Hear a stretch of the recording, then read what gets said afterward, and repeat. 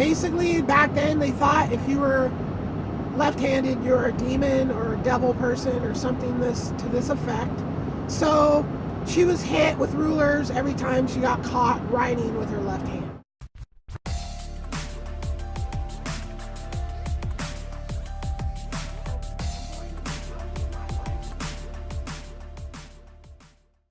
I guess I'll go back in history as far as I possibly can to develop the complete picture of who I am and where I originated from. Obviously, I'm going to leave out specific names.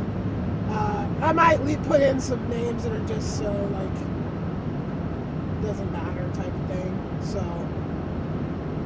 So we'll start with my mother's side of the family. So that would be going back as far in history as I know with my mother's side of the family. So that goes back to, I mean, this is just a story that I've been told about my family. So it goes back to Europe, it goes back to Germany, not sure what area specifically, but the story goes like this. There was a family and they had falling out, specifically like I guess two brothers. One of the brothers moved to Czechland, or I don't know what it was called way back then. It was before it was Czechoslovakia, so it was before that. Probably we're talking like the mid 1800s or something like this, maybe. So family separated at that point. So my mother's father's side comes over through Ellis Island. They had changed their name. Now the name is kind of interesting. The name is Bush. So the Bush family, at some point in Germany, the family had a falling out, and part of that family left and changed their name to Bush Czech. Ellis Island changed that name again. I won't go into that specific name. It's interesting though. They just changed that name to just a random name, kind of out of those two names. So that's my mom's name. They came through Ellis Island, ended up in Connecticut. Huge family. My grandfather was like one of 9, I think. And then my grandfather went into the Merchant Marines, traveled the world. I could do a whole thing on my grandpa. He was really a quite skilled person. He ran big, huge ocean faring dredges. He dredged the harbor in Vietnam. Traveled around the world like 7 times or something like this. And so he ended up meeting my grandmother, which my grandmother, her family comes from California.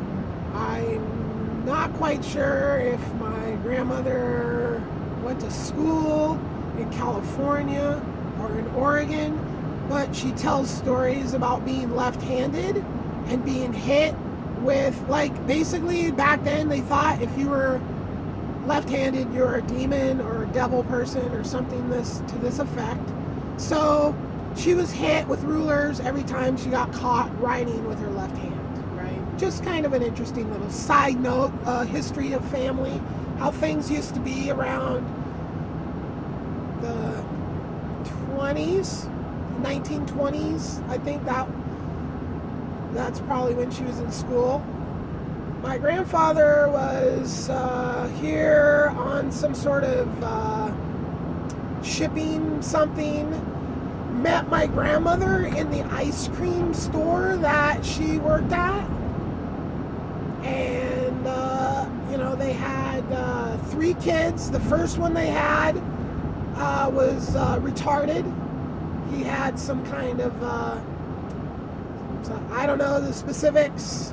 It was always a very quieted thing in the family. There was never really any talk. You know, he died when I was pretty young. So I guess he must have died when he was in his 20s, or maybe made it to like 30 or something like that. And then there was my uncle, and then my mother. So she was the youngest of 3. So that's my mother's side of the family. Then I know a lot less about my father's side of the family, considering my father was actually adopted. So my personal last name is adopted as well. So this, as best, you know, as the story goes, his mother, grandma, on that side of the family, hooked up with some dude. All my dad really knows about it, well, he had an idea of what his name was, and but anyway, the guy was Greek, and his last name supposedly was Kianos. So, which is weird because I had a lot of stuff to do with Greek stuff to do when I was growing up. None of it to do with my father. Everything of it to do with my stepdad. Just it's kind of side note. Anyway, my dad, I don't know at what point his mother, my grandmother, got married, but she married a guy.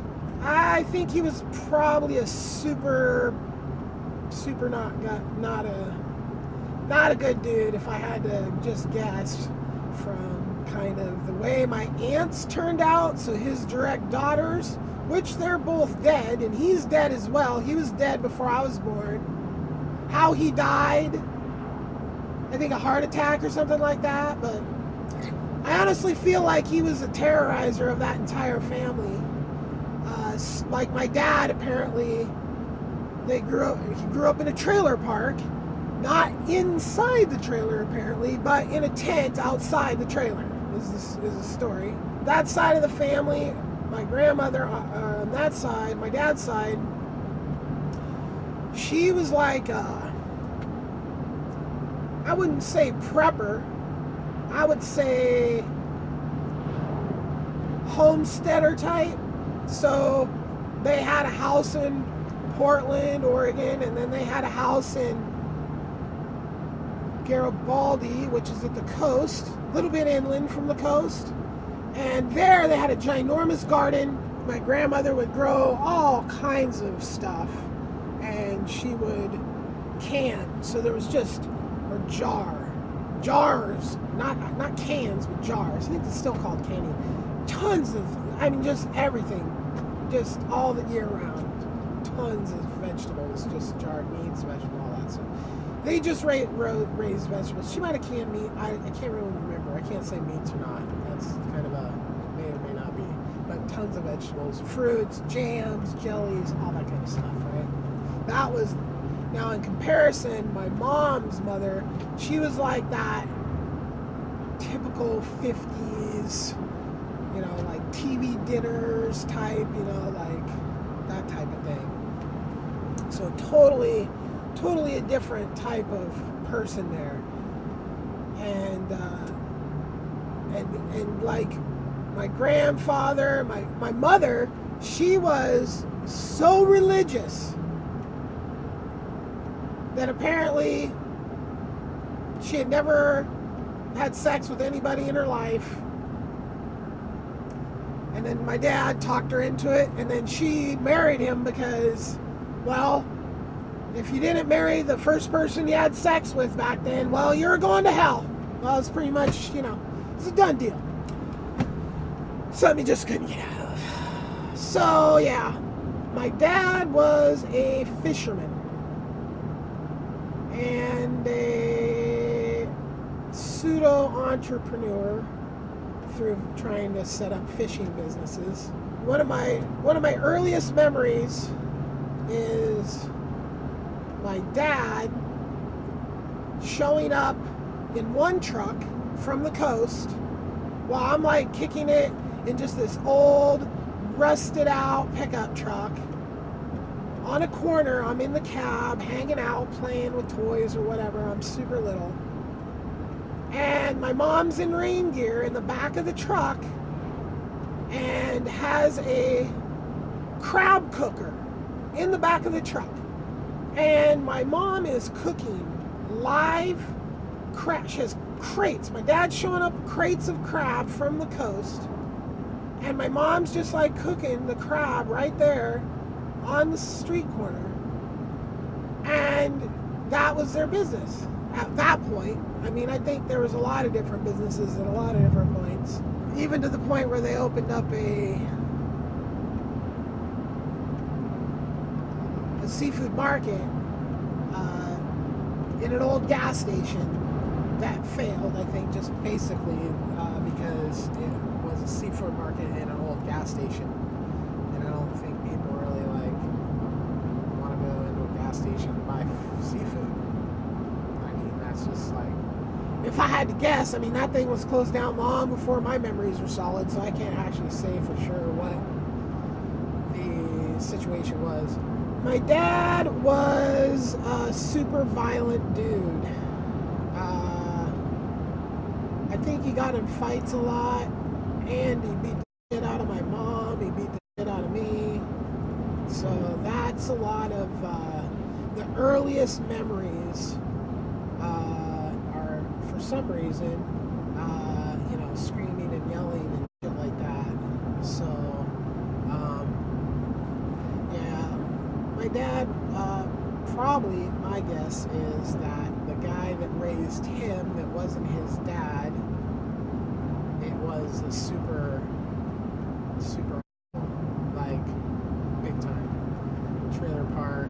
Got your illegitimate son living in a tent outside the tent. It's the 50s, so, you know, like, the world is a tough place. It's a place now, but back then, I mean, segregation was the way it was, and there was freaking no civil rights. Fuck, I don't even think women could vote in 1950. I might be wrong. That might be 1930.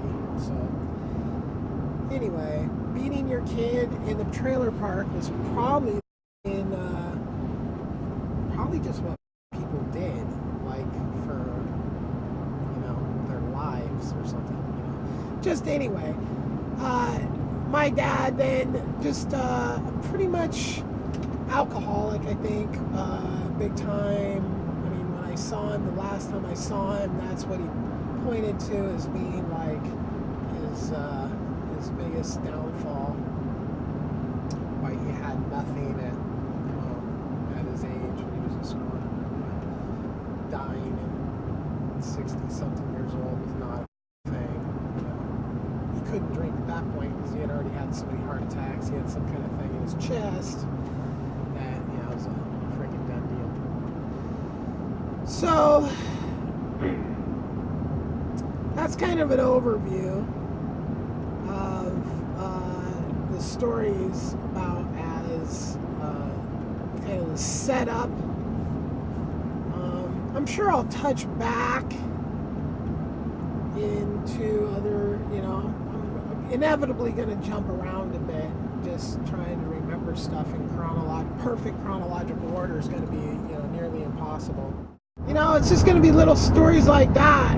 And, you know, for anybody watching these first videos, these are probably just going to be the most boring thing ever. But, I'm not telling my life story because I don't have some interesting stories to tell. I'm just trying to tell them in as close to a chronological order as possible. And I'm doing it in the order so that I can have a book writer person go back and get the information from the videos in a nice way and then write a book. So this is how I'm doing it.